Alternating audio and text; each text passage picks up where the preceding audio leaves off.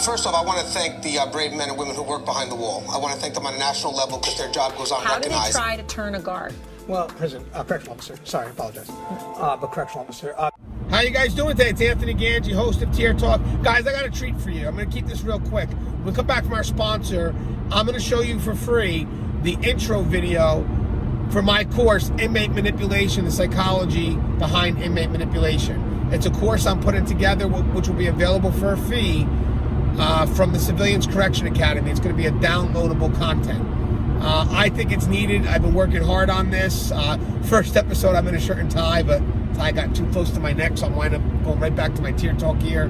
But it's education mixed with experience, so you're going to hear stories. And the key here is that it's both educational and entertaining. And it's a lot of work because I have to travel every day to film these segments, but it's so worth it. We have a lot of people entering the field, a lot of people that are just in the field, or just people that just don't get this type of training. So we're doing what we can to create this type of training, and it goes way beyond a PowerPoint. Guys, this is in-your-face personal training for you. So again, my course is on inmate manipulation. I'm going to show you the intro for free. These courses aren't ready yet though. Only a few videos in. So looking at probably the end of February, beginning of March. But again, I'll do another video to remind you when it's up. And then Russ is doing his video on complacency, his online course. And he's going to send us an intro video sometime this week. We'll get that for free. And then we'll forward it out on the channel. And you guys can see, hey, if this is something I'm interested in. But again, the courses won't be available till the end of February or beginning of March because we're still creating and we're still trying to finish it up. My course alone is 12 videos. Russ is, I believe, maybe 7 or 8. But these are great videos, again, based on experience and education. And for those who can't afford it, it's okay. These intros have a lot of good information as well. So it's good for you to at least watch these intros because there's something that you can pick up from it and just to kind of keep your head on that swivel. But I think this will open up a door to a lot of great courses. Courses that are needed and courses that come from people with experience that will show you when they learned it and why they need to learn it. That's the key, because that happened to me when it came to inmate manipulation. I went through something and I said, you know what? There's more to this than what the other classes are teaching. And I just dived into the psychology behind it. Why am I motivated to do this? And then we'll also bring on other people who will also provide us with courses as well, again, from their expertise. So we're going to get a whole selection of just different training, which I'm so looking forward to it. You know, maybe we'll even get training for other departments as well, like social services, education, administration, leadership. I mean, there's just so many ways we can go with this, and I'm really excited. But guys, when we come back from our sponsor, I'm going to show you my intro. It's free. It's about 30 minutes. Hopefully you enjoy. And guys, remember, the course won't be available for a few months, so we'll do another video as a reminder that, hey, the courses are up now. But in the meantime, this is where we're going with it. And Russ will give me his later in the week. All right, guys, stand by for our sponsor. When we come back, I'm going to check out my intro. I stand by. I wanted to attend a university that had an intelligence program. I wanted to look at problems different. I wanted to increase my critical thinking abilities. AMU offered those avenues to expand. Obtaining your degree as an adult, you're actually paying yourself and investing in yourself. You can't put a dollar on it, it's priceless. It's something that can never be taken away from you. American Military University. Learn from the leader.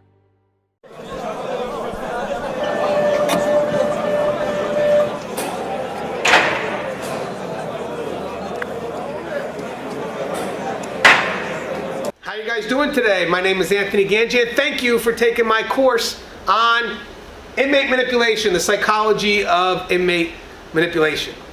If you guys are not familiar with who I am, my name is Anthony Gangi. I have over 18 years in this profession. I started as an officer, worked my way up to the administrative level, and I also host a show called Tier Talk. You can find the show on YouTube, and it gets distributed through Corrections One, which is a great resource for anybody working in corrections or trying to get into the field of corrections. You can find it on multiple venues, including Facebook and just their own website, corrections1.com. Now guys, inmate manipulation is a course that is highly needed. It's a course that not a lot of agencies offer, because they really don't believe in how deep this topic is. I mean, I'm sure there are going to be some people that may have to take this course that are thinking, hey, Ganj, I don't need it. I'm not going to fall for it. There's no way, Ganji, I'm going to bring in a phone. There's no way I'm going to bring in drugs. Ganji, there's no way I'm going to have sex with an inmate. And there's a lot of people that thought that too. A lot of people that had the right mindset coming into this profession, wanted to be that professional, wanted to do their job effectively. But they got caught up in the game. And when they realized they were caught up, it was too late. Next thing you know, they're asking themselves, man, how did I get to this point? And the reason why I know that that could happen, because it almost happened to me. There was a moment, and I'll tell you guys about this moment at the end of this video, the intro, where I was vulnerable. And if I didn't check myself at the right time, I would have made a bad choice. And I would have found myself possibly in handcuffs. But thank God I have enough insight. And thank God I knew and recognized that something didn't feel right. You know, guys, a lot of people, again, when we talk about inmate manipulation, they focus on that outcome, that surface. The point is, here's the cell phone and we need it. Give us the drugs, we need it. But at that point, it's too late. At that point, the damage has already been done. Focusing on just the outcome, it minimizes the game itself, which is what we should be looking at. We should be looking at one word, guys. One word. And this is a key word, guys, that I want you to remember throughout this course, because this is what we're trying to identify. What we're trying to identify is this. It's the process. It's the process that's so slow moving and subtle that you don't realize it's happening. It's the process in the end that catches us. It's the process in some cases makes this impossible for us to turn away. You know, when inmates choose to manipulate, they manipulate our need to react to situations that we're in. They manipulate our motivations, our automatic responses, stuff that we're not aware we're doing. Choices that are in conflict with who we want to be in this profession. And they do it in such a subtle manner, guys, that we keep on making these choices without realizing the path we're going down. And for them, it's a game. I mean, guys, think about it, guys. They have nothing to lose. So why not try the game? For us, we have everything to lose. And for those who think that they can outsmart a manipulator, it's not going to happen, guys. These guys are pros. They have all day to observe, to watch you. They have all day to find the perfect game that fits you, your vulnerability. And what people don't realize is those vulnerabilities get exposed when we face certain situations that we don't know how to react to. There could be situations that we create on our own. There could be situations that just magically pop up. And there could be situations that they create. But there's a game for everyone. And it starts when you allow that inmate to pull you out of your prescribed role in any capacity. Starts when that inmate's able to isolate you. Starts when that inmate is able to pull you away from your peers and bring them closer to them and their peers. They want to be your resource, especially when you're going through situations that are ambiguous. They want to be the ones you go to. And I'm going to share a story with you at the end of this intro to explain how real it is and to kind of talk about the motivations that push you forward, even though something inside of you is telling you, I shouldn't be going this direction.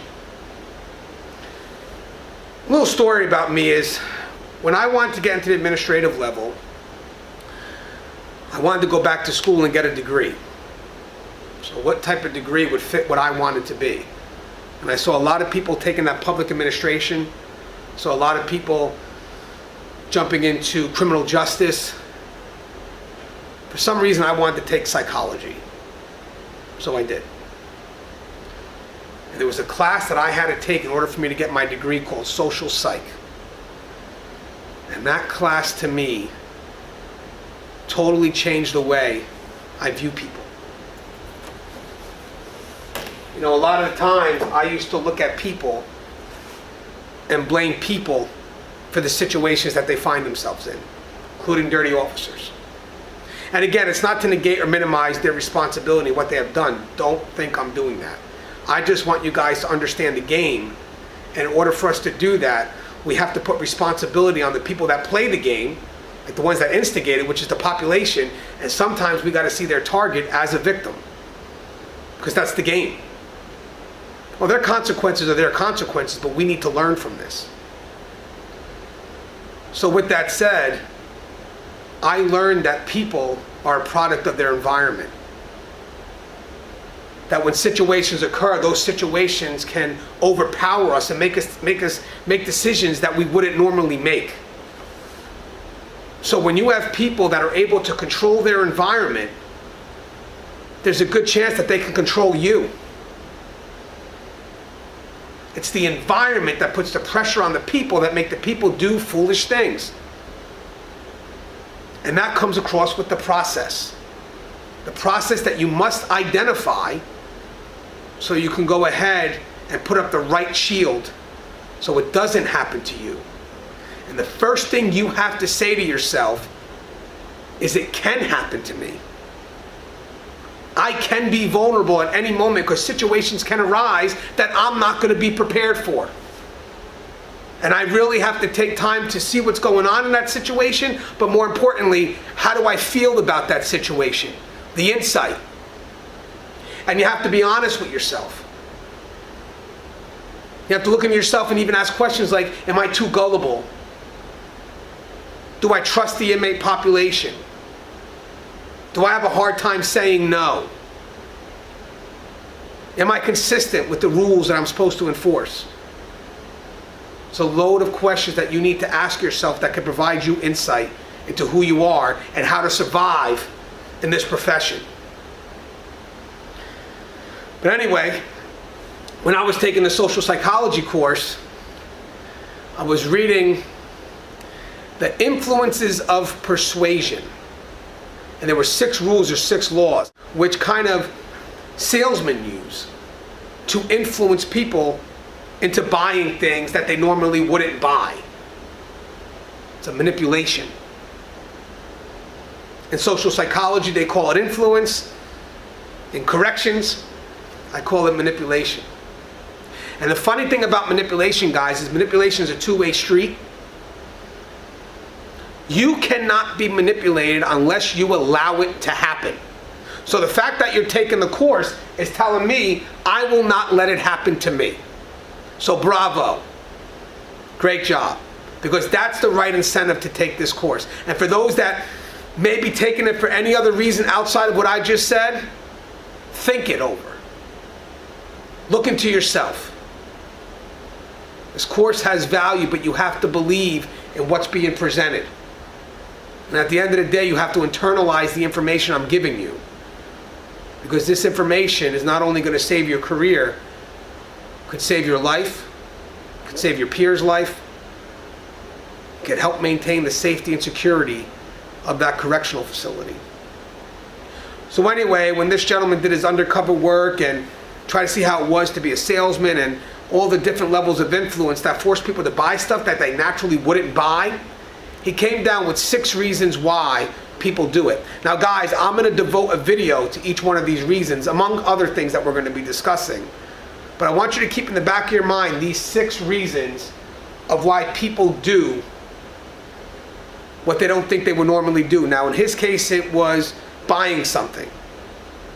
In my case, it's a lot more severe. Again, he said influence, I said manipulate.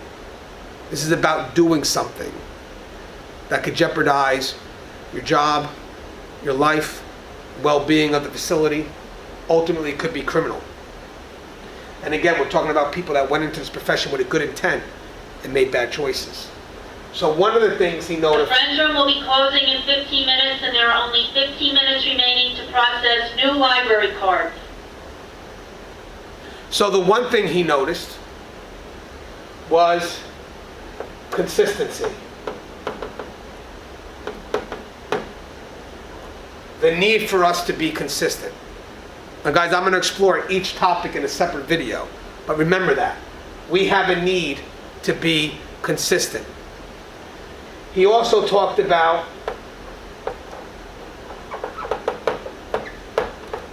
social validation, which is basically the need for us to look at others to validate what we're doing. And again, I'm going to tell you how inmates can use that against us. He also talks about authority. How people with a sense of authority can get us to do things that we wouldn't normally do. And I bet you're thinking right now, how do inmates have a sense of authority over staff? It's about perception. I'm going to get to that. I'm going to tell you when we do that video how inmates can be perceived to have a sense of authority over staff. It's a very good chapter because this actually also focuses on our supervisors as well. Supervisors can make us vulnerable. The next thing he talks about is likeness. Basically, it's harder for us to tell people that we like no. And I'll talk about how inmates can foster a connection between us and them in an effort to pull us out of our prescribed role, connecting with us on something personal and taking us out of our profession. He also talks about scarcity. Scarcity for a salesman would be, hey, you got to buy this now because tomorrow it won't be on sale. For manipulation, this applies when they know that someone's in a desperate situation and they give them that one-time offer. And the last thing he discusses is reciprocity, or the feeling of obligation. This falls into the quick pro quo, I do for you, you do for me, throwing out keywords like favor. I'll do you this favor, I'll only do it for you, because they know when they say words like that, there'll be a feeling to return that. And we'll have a whole chapter on that as well. We're also going to talk about isolation. We're going to talk about group dynamics. I'm going to briefly go over group dynamics in a second with my story. But in the end, guys, we're going to discuss the process, because all this, everything that we're going to discuss is about the process. What is slow moving, what is subtle. What we don't realize is taking us down a wrong path until it's too late. It's too late. And everything that we're going to discuss is going to put a picture of that process. And then all you have to do is, when you're feeling that conflict, you need to recognize that. And you need to correct it. You have to look into yourself. I want to tell you guys a story before we go into the second video. And this story is important to me because this is the first day of my career, and this is what started me on this journey to understanding the process. I've been in the field for 18 years.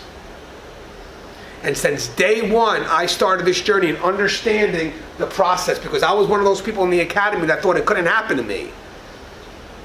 You got to be a fool to bring something in. But again, my mind was totally on the outcome, and I was totally ignoring the game that people play.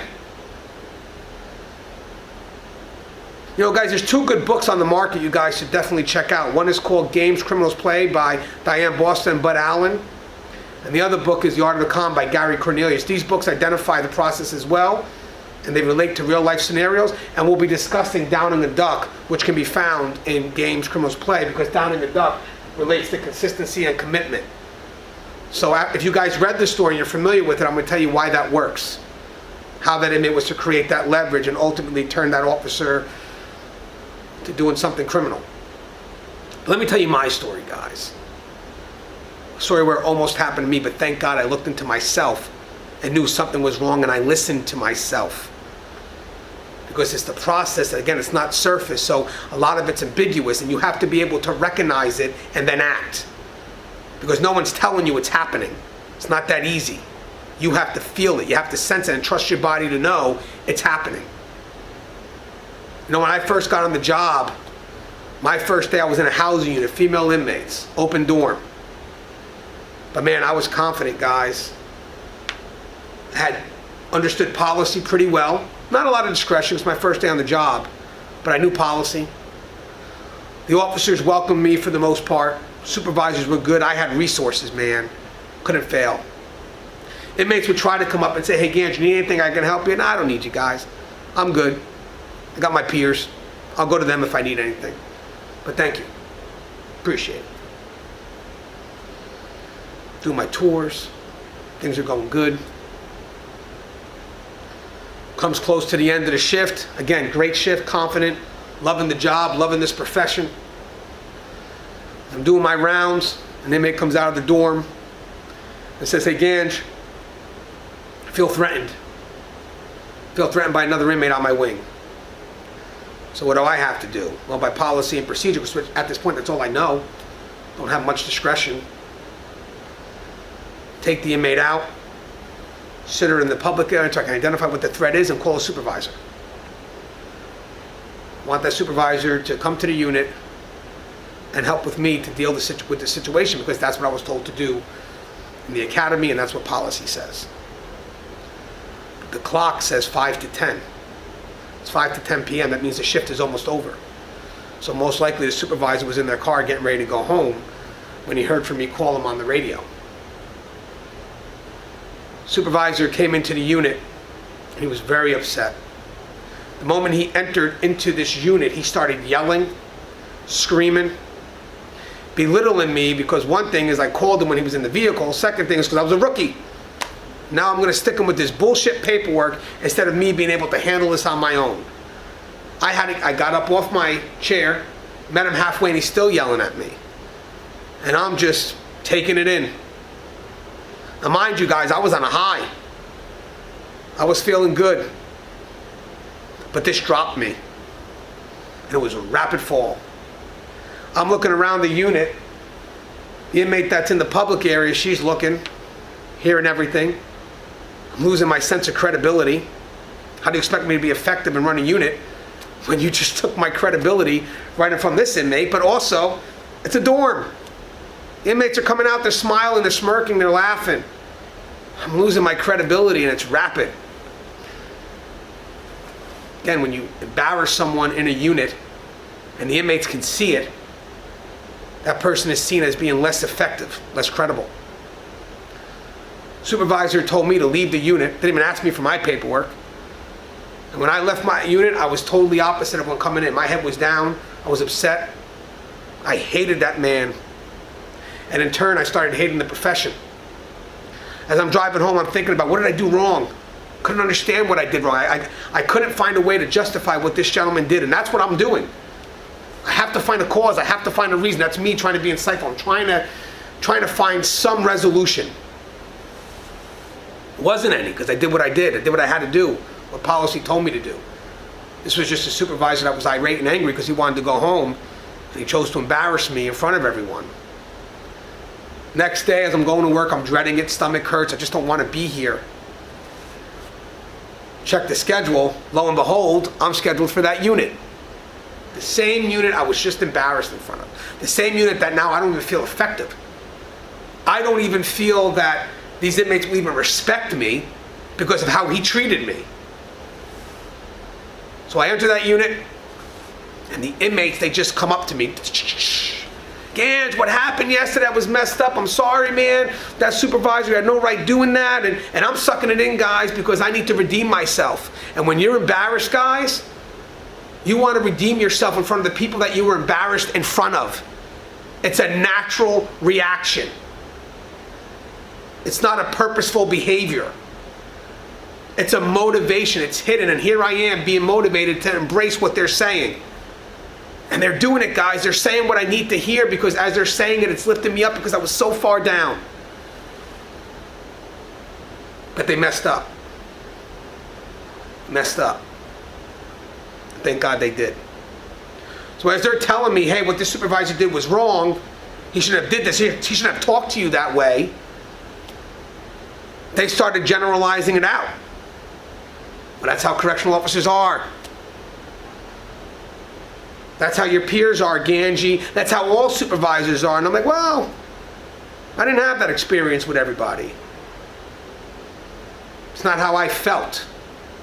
My concern was about that individual. So I started looking into myself and I started feeling the conflict. I don't agree with that. I agree with the concern I had with the one person, but I wasn't generalizing that to everybody because I didn't have that with everyone. So that's when I woke up and I said, hey, you know what, guys? This isn't for you to discuss. Step off. Step off. But there was that one moment where I wanted that. I wanted to feel good because I had just gotten embarrassed in front of them, so I needed my sense of credibility back, my sense of I could be effective. And in my mind, they were saying the right things because he was the reason why I couldn't be seen as credible. So we have to attack him in order for me to lift my spirits. But then when they started generalizing out, you know what they were doing, guys? They were pulling me away from my peers. They were putting me in a situation where I'm kind of stuck in the middle from my main resources. And eventually what would happen here, guys, is once they isolate me, and we'll talk about this in the next video, I go to them. And they strengthen that bond between us by making me feel more animosity toward the people that I know are supposed to have my back. Again, anytime I would be put in an ambiguous situation, I would be forced to go to them because I'd have nowhere else to go. It's divide and conquer. And we're going to explore that again in the second video. You know, when that supervisor got ready to retire, I got a chance to see him. Now mind you, we had interactions a few times, but with that said, nothing overpowers that initial interaction. That interaction I'll never forget because I was highly emotional, and memories attached to emotion. And said his goodbye, and right before he left, I said, hey, Sarge, let me ask you something, man. I don't know if you remember this. He goes, what's up? You remember my first day? And he's like, how would I remember your first day? And I said, oh, well, I remember it. Told him where I was, told him the story I just told you guys. The library will be closing in 30 minutes, and the Friends Room is now closed. There will be no more library cards issued at this time. Now is the time for children to phone home for a ride. I told him where I was, told him the interaction we had that day, and I told him how it made me feel. I said, when you tossed me out of that unit, you made me feel so vulnerable that day that I dreaded the job. I felt I had no credibility. I hated you, man. And the next day when I came back in, I embraced the positivity the inmates gave me. And they gave it to me in an effort to make me have more animosity towards you. You create a situation for me that made me vulnerable. And do you know that if I was to do something foolish, let's say 3 to 6 months down the line, no one would ever go back and look at that initial day as to what caused it? All they would care about is the outcome. That's what they would care about. The fact that I brought something in. But they wouldn't care about the process. What started it. And it started either 3 or 6 months ago when you yelled at me in that unit. And you made me feel less than what I was, and you gave the inmates a chance to pounce. You gave them a situation that they were able to take control of, or make an attempt to take control of. And then you just left me. I don't even know what I was expecting from him. I wasn't expecting him to say sorry. I just wanted him to know